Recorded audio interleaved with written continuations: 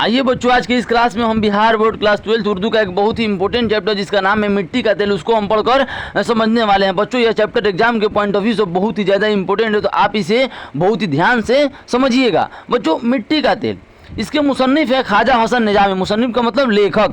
ख्वाजा, ख्वाजा नहीं बच्चों, ख्वाजा वाव मादुला है, वह वाव जिसे लिखा जाएगा पढ़ा नहीं जाएगा, वैसे वाव को हम वाव मादुला कहते हैं, ख्वाजा हसन निजामी।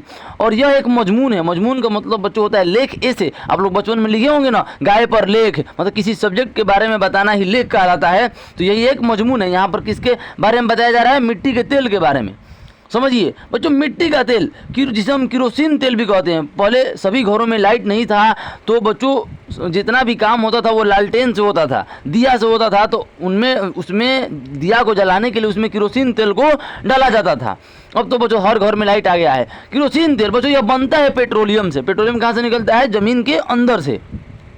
बच्चों पेट्रोलियम को हम ब्लैक गोल्ड भी कहते हैं। ब्लैक गोल्ड इसलिए, इसकी कीमत क्या सोने से कम है? नहीं बच्चों, यह सोने की इतना ही महंगा है। और यह जो मतलब काला होता है, जो काला होता है, इसलिए इसे हम ब्लैक गोल्ड बोलते हैं।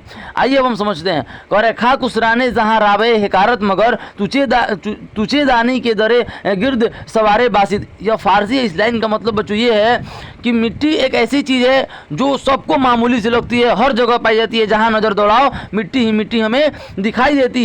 तुझे दानी की दरे गिर्द सवारे बासित। लेकिन यह जो चीज़ है वो बहुत ही ज़्यादा इंपॉर्टेंट है।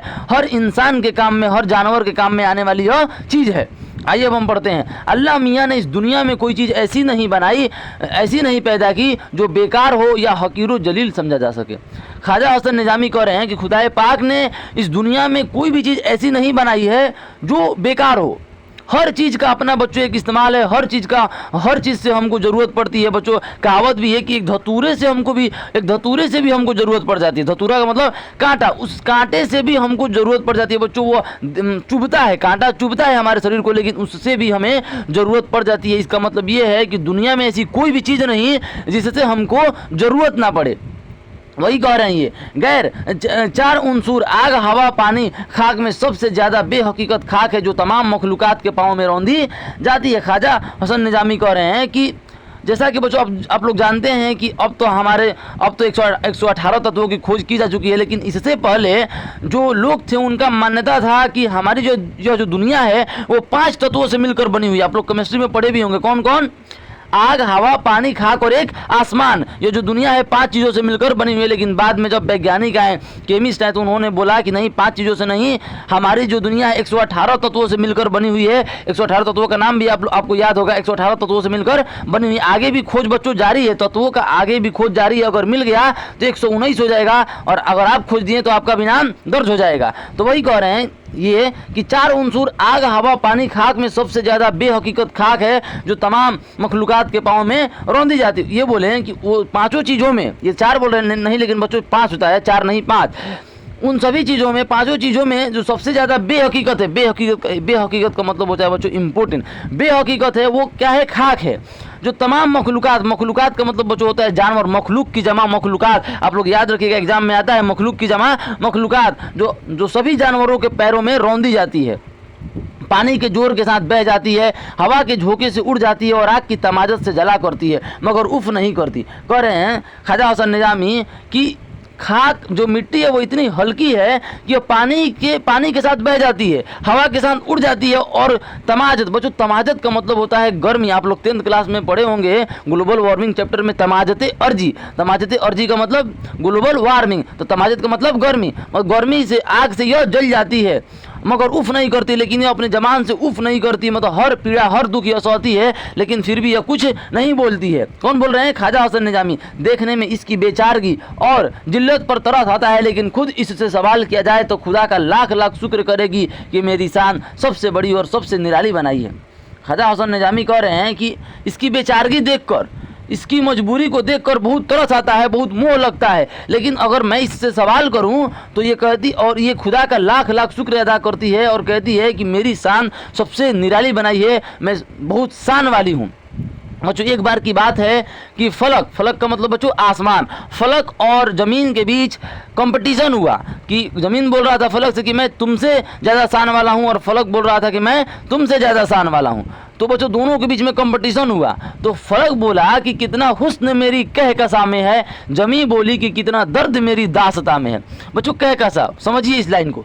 कहकशा का मतलब होता है बच्चों तारों का समूह। Group of star is called Kahkasha. आपसे अगर कोई पूछे कि कहकशा का मतलब क्या होता है, आपकी बुक का नाम है कहकशा, तो कहकशा का मतलब क्या होता है, तो तारों का समूह। तो जो फलक बोला कि कितना हुस्न मेरी कहकशा में है, मतलब मेरे तारों में कितनी खूबसूरती है, हुस्न का मतलब खूबसूरती है। और जमी वहाँ पर बोलती है कि मेरी जो दास्ता है उसमें सिर्फ दर्द भरा हुआ है, मतलब यहीं इसी ज़मीन पर भूकंप आते हैं, सुनामी आते हैं, हर प्रकार का दुख इसी ज़मीन पर होता है। तो यही ज़मीन बोलती है फलक से कि मेरी दास्ता में सिर्फ दर्द है। फिर बोलता है फलक बोला कि फरिश्तों ने मेरी महफिल सजाई है, जमी बोली रसूलों की सवारी मेरे ऊपर आई है।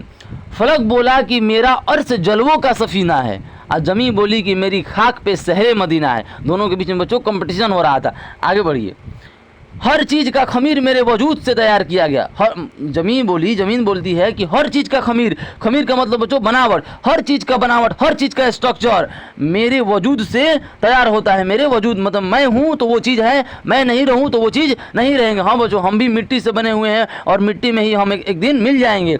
खासकर इंसान, हाँ बच्चों देखिए अभी मैंने आपको बताया, खासकर इंसान जो अशरफुल मखलूकात है मुझसे पैदा होता है और मुझ में ही फना हो जाता है। मिट्टी कह रही है कि दुनिया में जितनी भी चीजें बच्चों आपको दिखाई दे रही है वो हर चीज बच्चों मिट्टी से ही बनी हुई है। आप लोग अपना नजर दौड़ाइए और देखिए और सोचिए, हर चीज अगर मिट्टी ना हो तो क्या वो चीज रहेंगी? दुनिया बच्चों खत्म हो जाएगी अगर मिट्टी नहीं रहेगी। तो वही मिट्टी बोलती है। और खासकर इंसान जो हम हैं, खासकर इंसान जो अशरफुल मखलूकात, बच्चों अशरफुल मखलूकात का मतलब होता है एक ऐसा जीव जो सबसे अशरफ है, एक ऐसा मखलूक जो सबसे अशरफ है, सबसे तेज दिमाग वाला है। ऐसे जीव को हम अशरफुल मखलूकात बोलते हैं और उस जीव का नाम बच्चों इंसान है। इंसान है, मुझसे पैदा होता है और मुझ में ही फना हो जाते हैं। हाँ बच्चों, हम मिट्टी के बने हुए हैं और मिट्टी में ही हम मिल जाएंगे।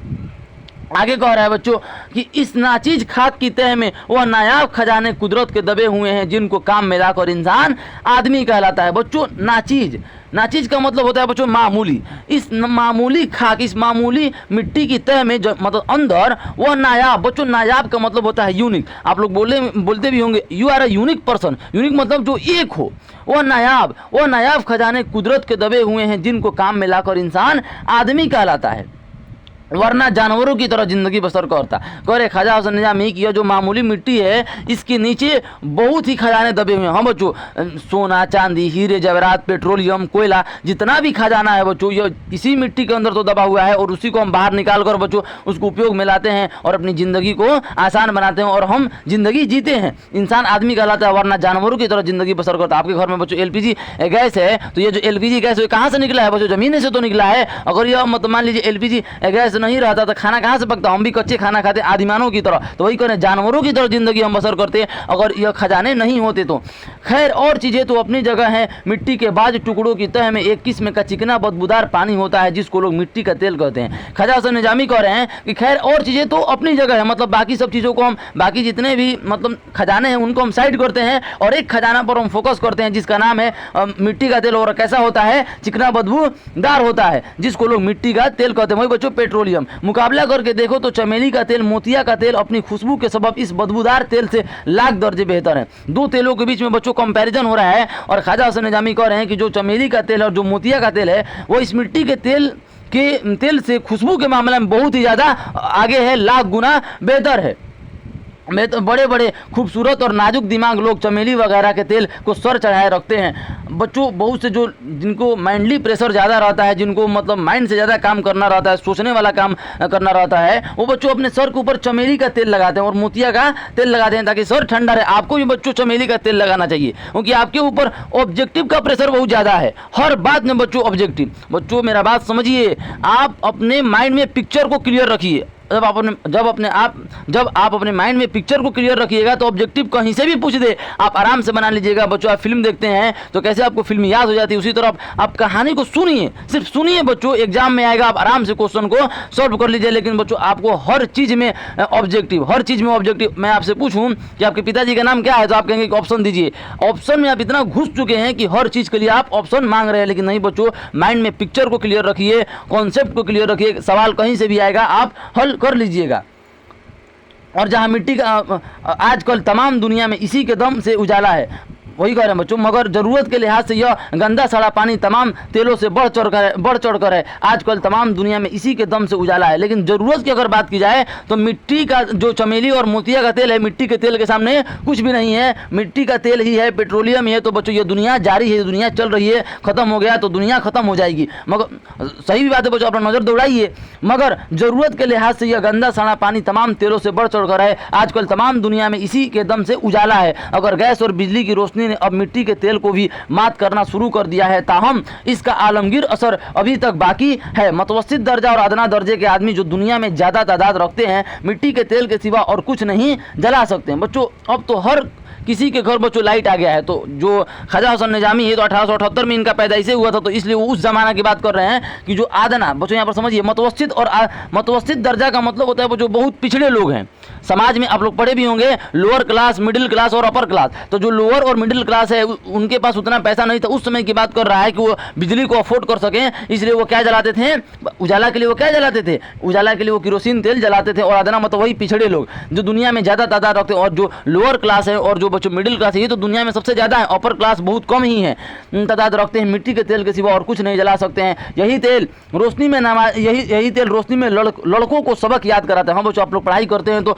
अंधेरा में करते हैं, नहीं रोशनी में ही, प्रकाश में ही तो पढ़ाई करते हैं। तो वही कह रहे हैं, जवानों को हुस्न अफरोजी के जलवे दिखाते हैं। समझिए, जवानों को हुस्न अफरोजी के जलवे दिखाने का मतलब है बच्चों, जैसे मान लीजिए मैं आपको एक उदाहरण समझाता हूँ। मान लीजिए एक लड़की है, वो पूरा उसको जाना है एक फंक्शन में, पूरा सज धज के वो तैयार हो गई, अच्छे कपड़े पहन ली और वो फंक्शन में गई और वहाँ का लाइट कट गया। अब बताइए, अब वो मेकअप और अब वो कपड़ा जो नया वो पहनी थी, अब किसी काम का रहा, लाइट ही नहीं है तो कहाँ से। तो बच्चों अब इसके आगे मैं कुछ भी नहीं बोलूँगा। अब मान लीजिए लड़के पर आइए, एक लड़का है, अच्छा कपड़ा पहनता है, पूरा तैयार होकर जाता है पार्टी में, और पार्टी में लाइट कट जाती है। अब बताइए उसका लुक किसी काम का है नहीं। तो आपको अगर हुस्न का जलवा, अगर आपको लुक दिखाना है, अगर आपको खूबसूरती दिखाना है तो लाइट का होना जरूरी है। अगर लाइट नहीं रहेगी तो आपका हुस्न भी किसी काम का नहीं रहेगा, आपका लुक भी किसी काम का नहीं रहेगा। वही कह रहे हैं कि जवानों को हुस्न अफरोजी के जलवे दिखाता है और बूढ़ों को ठोकरों से बचाता है। जो बूढ़े लोग हैं वो मतलब तो हाथ में टॉर्च लेकर चलते थे, अब तो टॉर्च लेकर चल रहे हैं, पहले लालटेन लेकर चलते थे बच्चों, ताकि उनको ठोकर ना लगे। इसी की रोशनी में नमाजी नमाज पढ़ते हैं। बच्चों आप भी नमाज पढ़ते हैं तो क्या अंधेरा में पढ़ते हैं? नहीं, रोशनी में पढ़ते हैं। पुजारी पूजा करते हैं, वज और कथा के जलसे होते हैं। समझिए बच्चों, वज मतलब होता है बच्चों खुतबा। आप लोग जुमे की नमाज पढ़ने जाते हैं तो खुतबा करते हैं ना मौलवी साहब, तो वही वज मतलब खुतबा। और कथा शिव चर्चा होता है ना मंदिर में, कथा के जलसे भी लाइट में ही होते हैं बच्चों। यही वो तेल है कि चोर को चोरी में मदद देता है और पुलिस को चोर पकड़ने में लालटेन दिखाता है। देखिए बच्चों, यहाँ पर समझाना चाहते हैं ख्वाजा हसन निजामी कि इसको सिर्फ रोशनी देने से काम है। मिट्टी का जो तेल है इसको सिर्फ रोशनी देने से काम है। लोग गलत इस्तेमाल करें या सही इस्तेमाल करें, इससे उसको मतलब नहीं है। उसी प्रकार बच्चों मोबाइल जो है, इसका सही इस्तेमाल भी है, गलत इस्तेमाल भी है। अगर आप इसका सही इस्तेमाल करें तो कहाँ से कहाँ पहुँच जाइएगा, और गलत इस्तेमाल करें तो भी कहाँ से कहाँ पहुँच जाइएगा। तो उसको इस मोबाइल से उसको कुछ लेना देना है नहीं, मोबाइल को कुछ लेना देना नहीं है। आप सही इस्तेमाल करें, गलत इस्तेमाल करें, इससे उसको कुछ प्रभाव नहीं पड़ने वाला है। और पुलिस को चोर पकड़ने में लालटेन दिखाता है। गम की रात में, जुदाई की रात में जब मुअन्नसो गम गुसार पास ना हो तो मिट्टी का तेल जल जल कर अपना वजूद फना कर देता है और इंसान का शरीर गम बनकर बाइसे तसल्ली होता है। हाँ बच्चों, जब इंसान की ज़िंदगी में गम आता है, तकलीफ आती है तो इंसान बहुत मायूस हो जाता है, अंदर से टूट जाता है। लेकिन बच्चों ऊपर में अगर और अंधेरा हो तो बच्चों और जो गम है, जो दुख है और वो बढ़ जाता है। लेकिन अगर प्रकाश हो तो इंसान शुरू से ही प्रकाश में रहा है, रोशनी में रहा है, तो उसको रोशनी से लगाव हो गया है। तो अगर रोशनी में हो और गम हो तो थोड़ा सा कम जो थोड़ा सा गम है वो कम हो जाता है। वही कह रहा है। और यह जो रोशनी है वो बाइसे तसल्ली बन जाता है, उसके तसल्ली का कारण बन जाता है। वही कह रहे हैं बच्चों, अमेरिका का रॉकफिलर इसी खाक के नीचे रहने वाले तेल की बदौलत लातादाद दौलत का मालिक है। इस दुनिया में बच्चों सबसे पहले पेट्रोलियम रॉकफिलर ही खोजा था। तो जब रॉकफिलर खोजेगा, वही जमीन से निकालेगा और बेचेगा, तो दौलत किसके पास होगा? आपके पास नहीं। यह लातादाद दौलत का मालिक है। यही तेल दूसरे मुल्क के हाथ रहने के बायस हिंदुस्तान की दौलत गैरों को बांट रहा है। हमारे बच्चों देश में उतना पेट्रोलियम नहीं निकलता है। हम गल्फ कंट्री से पेट्रोलियम को बच्चों इंपोर्ट करते हैं। आप लोग सुने भी होंगे न्यूज में कि ईरान से हम पेट्रोलियम को इंपोर्ट करते हैं, क्योंकि हमको वहाँ से सस्ता मिल जाता है। अभी ईरान में युद्ध छिड़ा हुआ है बच्चों, तो मतलब पेट्रोलियम अब महंगा होगा। तो वही कह रहे हैं कि दूसरे हम लोग खरीदते हैं, हम लोग डॉलर से खरीदते हैं। तो वही कह रहे हैं, अगर हमारे पास होता तो हमको खरीदना ना पड़ता, और जो हिंदुस्तान की जो दौलत है वो दूसरे के हाथों में नहीं जाती। तो बच्चों कोई बात नहीं है। हमारे पास पानी है, वहाँ पानी नहीं है बच्चों, वहाँ पानी जो है पेट्रोल से महंगा है, लेकिन हमारे पास तो पानी ही पानी है। तो कोई खुदा सबको सब चीज़ नहीं ना दे देते हैं, वही बात है। यही तेल दुनिया के तमाम कलों में काम आता है। यही वो चीज़ है जिसके बल पर दुनिया के मशहूर सवारी मोटर गाड़ी ज़मीन पर दौड़ती है। मोटर गाड़ी जो जितने भी बच्चों गाड़ियाँ हैं वो पेट्रोल डीजल से ही तो चलती हैं क्या, पानी से चलती हैं? नहीं, वही कह रहे हैं। ए खाक नसी तेल, ख्वाजा हसन निजामी इस तेल से कह रहे हैं, एक खाक नसी तेल, ए मिट्टी के तेल, हमको तेरी यह अदा भाती है, जहाँ आग करे करीब आई और तू मुस्तईल हुआ। ख्वाजा हसन निजामी कह रहे हैं कि मिट्टी के तेल, जो तुम्हारी अदा है, जो तुम्हारा यह मतलब अदा है, वो हमको भाता है, मतलब हमको आकर्षित करता है तुम्हारी ओर। और जब तुम्हारे पास आग को ले जाया जाए तो तुम मुस्तइल हो जाता है, तुम और भड़क जाता है और पूरा आग ही आग हो जाता है। खुदा की कुदरत है तुझ में, यह सलाहियत है कि तू आन की आन में सोलाजार बनकर मकबूल हो जाता है। इसके पास थोड़ी सी भी चिंगारी ले जाइएगा बच्चों तो आग पूरा भड़क जाएगा, वही कह रहे हैं। और इंसान की यह किस्मत की बरसों टकरे मारता है, पहाड़ों दरियाओं में सरगिरदा फिरता है, मगर वह तजल्ली नसीब नहीं होती जो वजूद खाकी जलाकर फेना कर दे। कह रहे हैं ख्वाजा हसन निजामी, समझिएगा कि आग के पास तो उसकी सलाहियत है, उसका गुण है कि अगर उसके पास थोड़ी सी भी चिंगारी ले जाए तो वो पूरा भड़क जाता है। लेकिन इंसान इतना टकरे मारता है, यहाँ वहाँ जाता है, पहाड़ों दरियाओं में भटकता फिरता है, लेकिन आज तक वह एक ऐसी चीज़ नहीं बना सका जिससे वो अपने मन के अंदर की बुराई को निकाल सके, अपने मन के अंदर को अहंकार को निकाल सके। ऐसी चीज़ वो नहीं बना पाया, उसमें वो हारा रहा, उसमें वो हार गया। तू इतना बेगरज वो बेतअल्लुक क्यों है, तेरी रोशनी में शराब खारी। बच्चों, खवारी नहीं खारी, शराब खारी हो या इबादत इलाही, तुझे रोशनी देने से काम है। ख्वाजा हसन निजामी से कह रहे हैं कि कोई शराब पिए या कोई नमाज पढ़े उससे तुमको मतलब नहीं है, तुमको सिर्फ रोशनी देने से मतलब है, मोबाइल की तरह। क्या तू मोहसती नहीं कर सकता जो लोगों को गुनाह से बचाए या कम से कम उनको गुनाह करने में मदद ना दे। ये कह रहे हैं ख्वाजा हसन निजामी कि तुम मोहसती नहीं कर सकता, क्या तुम यह निर्णय नहीं ले सकते हो, मोहसती का मतलब डिसाइड, क्या तुम यह डिसीजन नहीं ले सकते हो कि जो अच्छे काम करे तुम सिर्फ उसी को रोशनी दो, जो गलत काम करे तुम उसको रोशनी ना दो। ये हो सकता है? ये नहीं हो सकता है बच्चों। क्या तुझ में इतनी ताकत नहीं कि खुदा के नाफरमान इंसान को अपने आतिशी तमाचे से खबरदार कर दे। कह रहे हैं ख्वाजा हसन निजामी कि तुमको चाहिए कि जो गलत काम कर रहे हैं उनको तमाचे मारना चाहिए, आतिशी तमाचे मतलब जोरदार तमाचे मारना चाहिए, और जो सही काम करते हैं उनको रोशनी दिखाना चाहिए। बेशक तुझ में सब ताकतें खुदा ने रखी हैं, मगर तू अच्छी ताकतों को काम में लाता है जिससे किसी को तकलीफ या किसी के दिल आजारी ना हो। अलबत्ता इंसान अपनी नेक कुव्वतों बच्चों, कुव्वतों का मतलब ताकत, इंसान अपनी नेक कुव्वतों को भूल जाता है और बुरी ताकतों को काम में लाकर खुद तकलीफ उठाता है और दूसरों को तकलीफ देता है। हाँ बच्चों, इंसान की यह फितरत है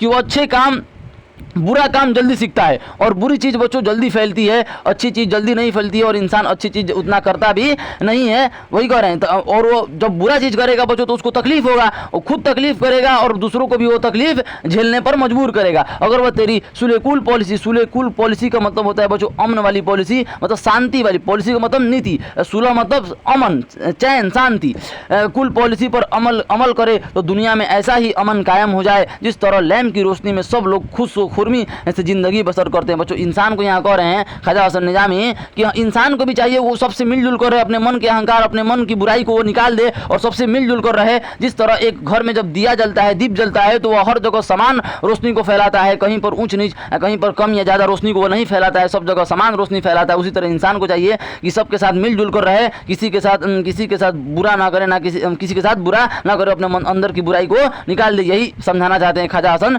निजामी। बच्चों, उम्मीद करते हैं कि यह चैप्टर आपको बहुत ही अच्छे तरीके से समझ में आ गया होगा। धन्यवाद।